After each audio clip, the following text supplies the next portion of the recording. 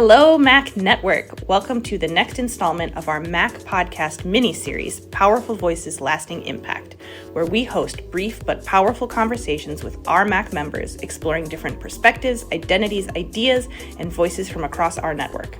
I'm your host for today's conversation, Clara Owen, Mac's Communications Director. Today, we're returning for a special conversation recognizing Juneteenth. Juneteenth is one of the longest-standing African-American celebrations and commemorates emancipation of enslaved people 161 years ago when Union soldiers arrived in Texas to enforce the Emancipation Proclamation, more than 2 years after it was officially issued.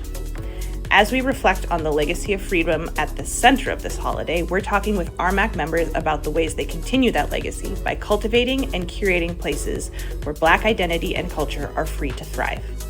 Today, I am here with Janine Dednam-Wright from Phyllis Wheatley Community Center to highlight how Phyllis Wheatley is continuing to create places of refuge and resilience for Black identity to thrive through their powerful work in North Minneapolis. Janine, can you introduce yourself, share your pronouns, and a little bit about your role here at Phyllis Wheatley? Yes, of course, Clara. Thank you so much. Hi, my name is Janine Dednam-Wright. I use she, her, hers pronouns, and I serve at Phyllis Wheatley as the Director of Marcom and Development. We are so excited to talk to you. Thank you for joining us today. So Juneteenth is about the freedom that the holiday celebrates, but also the legacies of resilience and community empowerment. Can you tell us just a little bit more about how that legacy comes through in your work here at Phyllis Wheatley? Absolutely. So for more than 100 years, Phyllis Wheatley has served as a trusted community anchor in North Minneapolis, and our work reflects the spirit of Juneteenth through early childhood education, youth development, workforce readiness, family support services, digital equity, financial empowerment, and community connection. Here at Phyllis Wheatley, freedom is not only about emancipation from the past, but it is also about access to education, economic mobility, creating safe spaces for children and families, and opportunities that allow individuals and families to build the futures that they envision for themselves and their future children and grandchildren. Wow, that is incredible. So Phyllis Wheatley provides so many resources and such an incredible space for all of the neighborhood to come together. Can you talk just a little bit about how does having Black-centered spaces enrich the neighborhood? Yes. Having Black-centered spaces creates a sense of belonging, cultural affirmation, and community pride. Having this space and this ability to be amongst those that you respect, honor, and trust. It provides a place where people can see themselves reflected in the leadership, also in the programming, the traditions, and shared experiences. And they get to learn so many different things along the way. It's like the community is helping to build leadership within and confidence within children and families as they share these experiences. And it's a great way to thrive and to be very successful in all things that contribute to a successful person. It's incredible how much Phyllis Wheatley has worked to just carve out real safe, empowering space for your neighborhood. And you mentioned right at the start, Phyllis Wheatley's been working here in the neighborhood for over 100 years.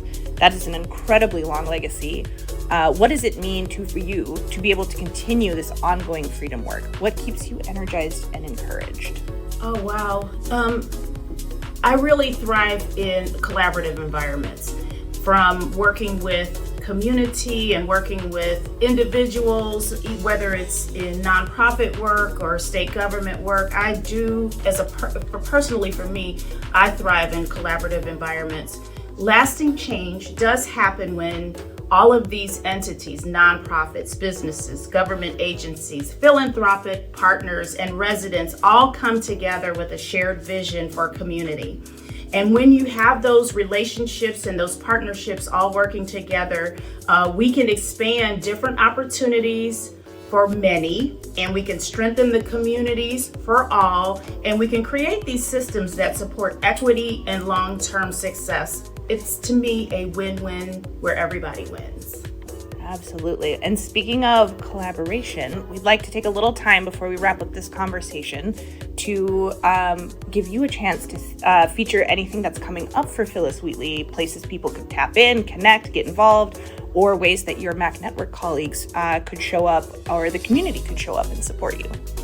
Well, we have so many programs available for children, youth, and family, but the ones that I find fascinating are we are going to be in the fall having Girls Who Code. It's a program for young girls who want to express themselves through coding and STEM. And for me personally, that's one of the things when I was growing up. I was always the only one at the table, the only female, or the only woman of color, or the only girl of color in science and math throughout my entire educational career from high school and college. And so to see this happening here at Phyllis Wheatley brings me great joy. We also have a women's wealth building initiative to show women how to be empowered through financial independence and gain and learn different things around their job, or build a business, or get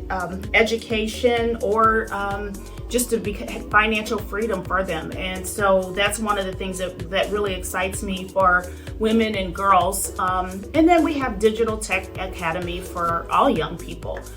There's just so many things I could just talk for a half an hour about the different programming that happens here. But the cool thing about Phyllis Wheatley is that we are here in the community and we're servicing our community, and so many people have come through this community center and have thrived and are actually giving back. They're serving on our board of directors. They are serving in the community, and they want to see Phyllis Wheatley thrive for another 100 years. And so I'm excited about all of those things that happen in that respect. So, wow, that's incredible. Yeah, thank you for sharing all of that. That's a really clear picture of why Phyllis Wheatley is such an incredible anchor for your community. And thank you so much for your conversation today. You're welcome, and thank you for having us.